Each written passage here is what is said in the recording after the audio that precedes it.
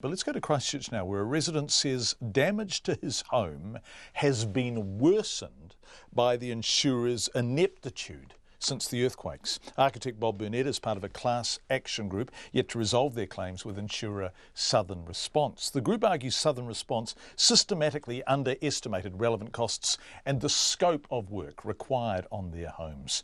As they prepare to head back to court next Wednesday, I asked Bob if his home in the suburb of Huntsbury is a repair or a rebuild. We thought it's a repair all day, every day in the beginning. And back in 2011, February 22nd, when we moved out of this house, we thought we'd be back in here in less than 6 months, because I designed it with my wife. She's a Japanese architect. We saw every detail of this going together, and we thought, yeah, it can be done. There was a lot of damage, but we thought it can be done. And as it's worked out, we haven't been allowed to repair it, and it's deteriorated over time. We asked Southern Response, well, originally AMI and then Southern Response, to put in temporary bracing to make it weathertight. They didn't do any of that. They actually came in and they removed all the jib, which in a New Zealand house provides the bracing for the home, and it's up on the top of a hill in a very high wind zone, so it's been allowed to twist and buckle and get worse, and it's really demoralising and heartbreaking to see something that was an epic home that we poured our heart and soul into just deteriorate. And, so why weren't you allowed to repair it? I'm really confused about that. If you were an architect, you felt the house was capable of being repaired, you wanted to repair it, you were prepared to settle with your insurer to simply repair rather than rebuild, why weren't you able to? We had a contract originally with AMI, then Southern Response, to repair the house 2012. They actually were damaging it more and breaking it more and doing really bonkers stuff. And it got put on hold, and it's probably fortunate in a way. But we've had the natural disaster, and here we've really had a man-made disaster, which has been a whole lot worse than the original earthquake. We had 2 young kids. We had a 3-month-old baby and a 3-year-old.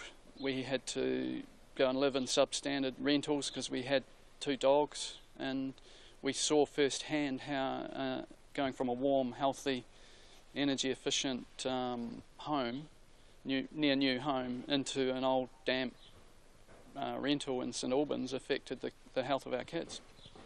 So they were continually coughs and colds, and one of them that had to be off to the hospital, off to the doctor, off to the hospital, and they didn't know what was wrong. So we eventually had to buy another house, and we've been paying 2 mortgages since then, because at least we could fix it up and make it livable. Bob, have you had any money from your insurer yet? The earthquake was in February 2011. It is now October 2016. Yep.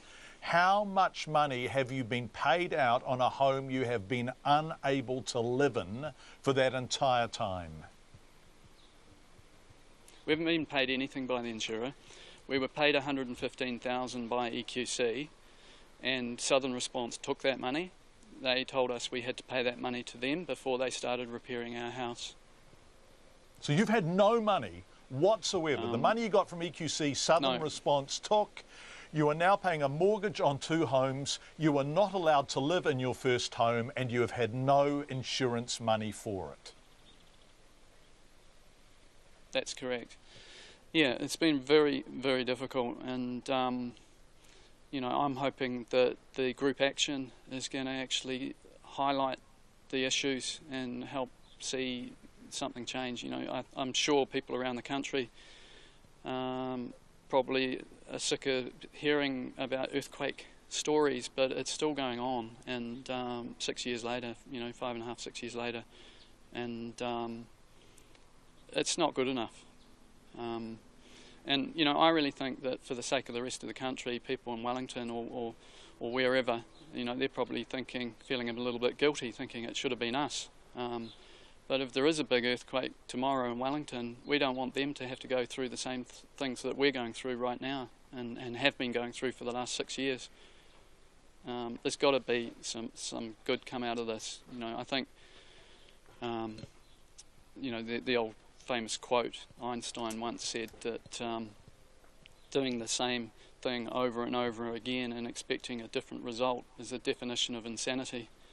How much was the damage assessed at? So have you ever had a statement from either AMI or Southern Response, who replaced AMI, telling you how much the damage is worth? We weren't given any numbers, what the costs were, until quite a lot later, and then it was, yeah, the I can't remember the exact figure, but it was something like 180,000 or something, the original cost to repair this, and you know, every time they came to look at the property, they found new work, and their response would be, don't worry about that, because if there's, we'll just take care of that as a variation if there's anything we've missed. So they go in really low and just try and turn a blind eye and not look at all the damage and put a low figure on it, and then try and control the costs in that way and say we'll just deal with extra stuff via a variation.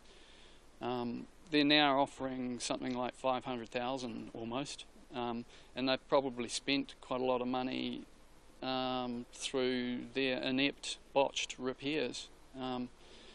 But because it's been so long and left to the elements and left with no bracing and deteriorating, I think it's probably a rebuild, to be honest. So you were originally told somewhere in the region of $180,000. It's now looking somewhere in the region of $500,000 and probably a rebuild, which would cost how much roughly? Probably about 1.5 million or something.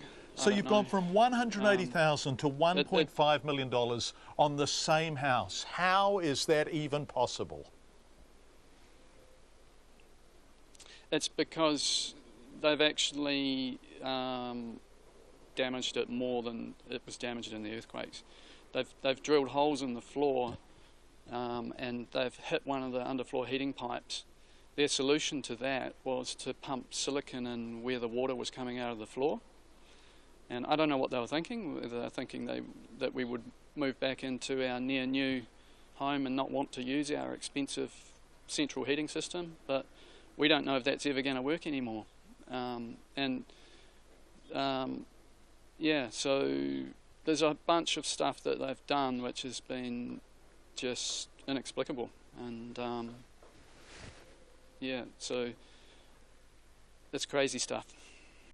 Bob Burnett saying it's crazy stuff. We went to Southern Response for a response to Bob's situation. Southern Response said they couldn't respond without a privacy waiver from Bob. Bob has decided not to grant Southern Response a privacy waiver. He's completely over them. He says the 40 members of the Southern Response class action head to court next Wednesday. So we're inviting Southern Response to appear on the program to talk about that class action at length then, and we look forward to them being able to do so.